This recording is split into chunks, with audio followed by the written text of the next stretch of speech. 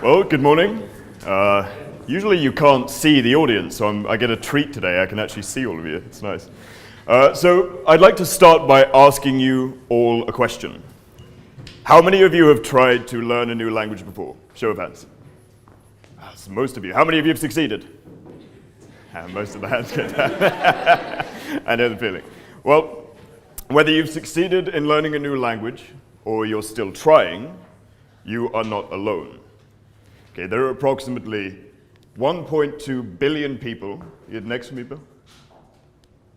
There we go. 1.2 billion people learning a new language around the world. Now, the vast majority of them are actually learning just one language in particular, a language spoken by everyone in this room. That's right, about 800 million people are learning how to speak English. And many of them are doing it to get out of poverty. Now, the reason for this is simple. In most countries, you can earn between 25 and 100% more just by knowing English. So, 1.2 billion people learning a new language, 800 million learning English. But what about the other 400 million people? Why are they learning a new language? Well, I ask these questions because I am part of a team that is trying to make language education free for everyone in the world. It's called Duolingo. It's based right here in Pittsburgh, Pennsylvania, and we have more than 300 million people using it to learn a new language for free. So that means that we have one of the largest data sets of language learners in existence, and we have studied millions of people spanning every single country on the planet. Our research team created this map, and it shows us the most popular languages to learn in each country around the world. And it tells us a lot of interesting things. For example, we can see just how popular it is to learn English, up there in green.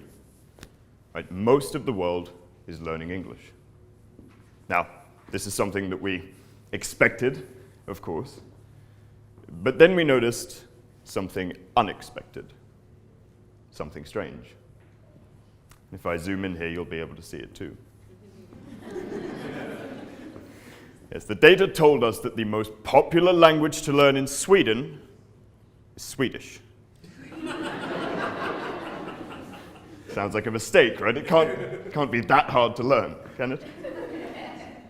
So why was this? Why was the most popular language to learn in Sweden Swedish? Refugees.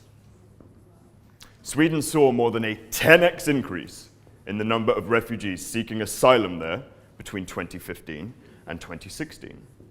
And as they arrived, they all began looking for a way to learn Swedish for free. But where did all of these refugees come from? Well, many of them came from Syria. As a matter of fact, there are now more registered Syrian refugees on the books, more registered Syrian refugees than the entire population of the city of Los Angeles. There are more than 6 million registered Syrian refugees. Now, this is shocking, of course, but I think it's so shocking to people like us because we are just not used to looking at graphs like this. Are we? No, we're used to looking at graphs like this. Right? Same up and to the right trajectory, completely different meaning for us, completely different focus. To give an example, the UN actually came out with a study not so long ago that showed that more people have access to cell phones than toilets. That says something about our priorities, doesn't it? You know, when I first heard about this, I wasn't sure whether to be impressed or ashamed. But then I was reminded that over the years we have actually received thousands of letters and emails from people who are using technology, smartphones, to get themselves out of difficult circumstances and change their lives. Here's one of them. I'll read it to you. Accessibility. Learning German was a necessity for me to advance in my career and broaden my options beyond Syria. Living in a country torn by a hideous war and daily terrible news can be unbearable, but Duolingo always found its ways to lift up my spirit. This person deserves much more credit than we do, obviously, but we're very glad that they sent it to us. And we've received many letters just like this one. And when we discovered what was going on over in Sweden, we decided that simply replying to these letters and publishing our research was not enough. So we decided to go further. Much further, actually, about 6,000 miles further to be exact. And we traveled from here in Pittsburgh all the way over to the Middle East to find and meet the people that had been writing to us. So our journey begins here in Gaziantep, just over the border with Syria. Some pictures from the team's journey.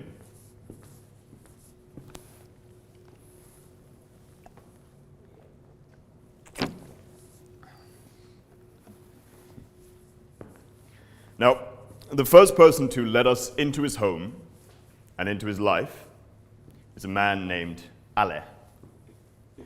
Now, he actually protested against the Syrian government when things started to turn bad there. And he was arrested during one of these protests and dragged off to jail. But as he explained to us, this was no ordinary jail.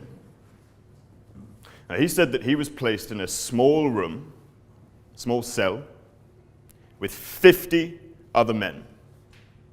So small and so crowded that they all had to sit balled up with their knees to their chests, unable to stand up and unable to speak for 1 whole year.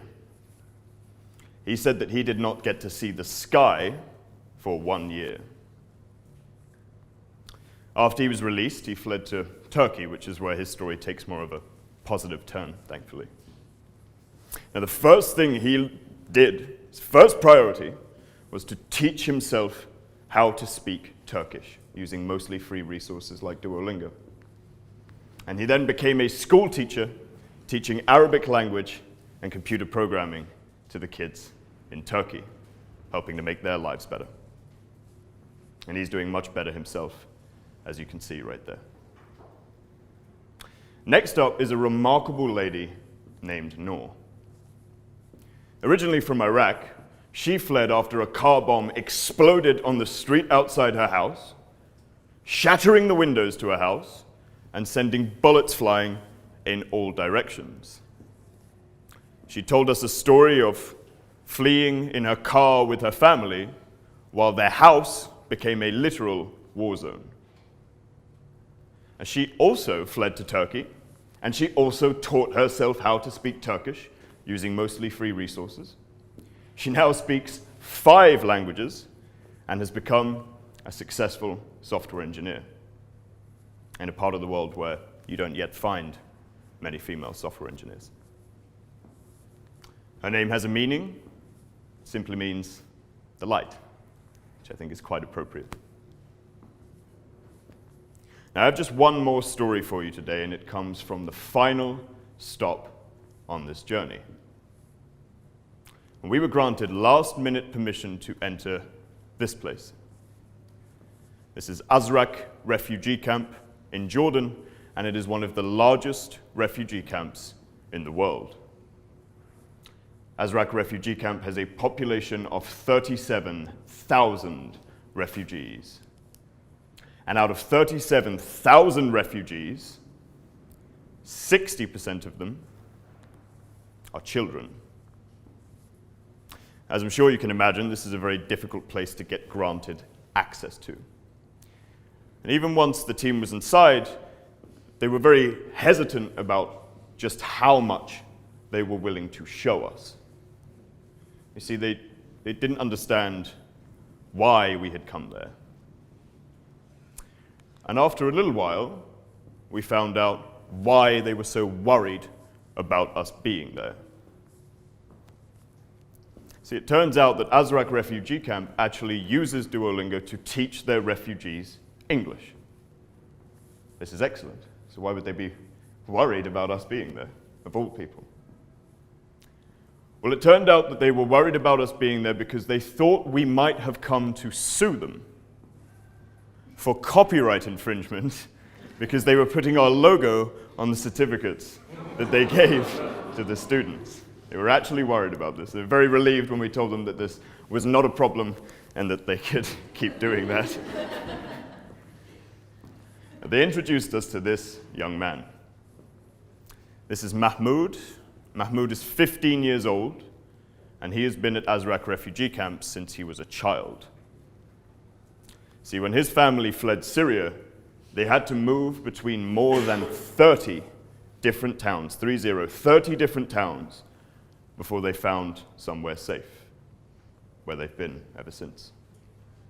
Now, we were introduced to Mahmoud because he is completely obsessed with his education. He's obsessed with learning. And we asked him what he would say if he could send a message to everyone in the United States, which is a risky question, to be honest, but he did a great job. He said this. He said, "I want them to know about me that I never gave up with the war circumstances that we are in." He said, "I love to learn so that life would continue." That's how he thinks about his education, and that's how he thinks about technology and his access to technology. Now, we met many countless people on our journey, and as they led us into their homes and their lives, slowly but surely, of course, those charts I showed you earlier became faces, and those data points we talked about became people. But they all seem to have one thing in common. They were not learning a new language to earn 25% more or to get a better job. Now, they were learning a new language to survive. Because for them, learning a new language represented a chance at a new life. It was a chance for them to find home again. So this left us with just one final question. What do we do about all of this? What do we do with everything we've learned here? Well, we decided to turn the footage from this journey into a documentary for the whole world to see. The documentary is called Something Like Home, and we released it here in Pittsburgh on World Refugee Day 2018. Released it to the whole world. It's since been watched by more than 1 million people, and it promotes the United Nations Refugee Council petition. Now, this is a petition that asks the governments of the world to make sure that all of the refugees in their country get access to a free education. So, as we go forward, we are building our product not just for the 300 million people that we're proud to serve, but for all 1.2 billion people learning a new language around the world, and for all of the reasons that they're doing it. See, we think we can make a positive impact in their lives. And the same thing goes for all of you. Because, for better or worse, and whether you realize it or not, in today's highly connected world, your work is going to have an impact far beyond what you could ever imagine for it. And while you won't always get to decide who gets impacted by your work, you do get to decide how they are impacted by your work and what work you choose to do as a result. Because for all you know, their very future could be in your hands. Thank you.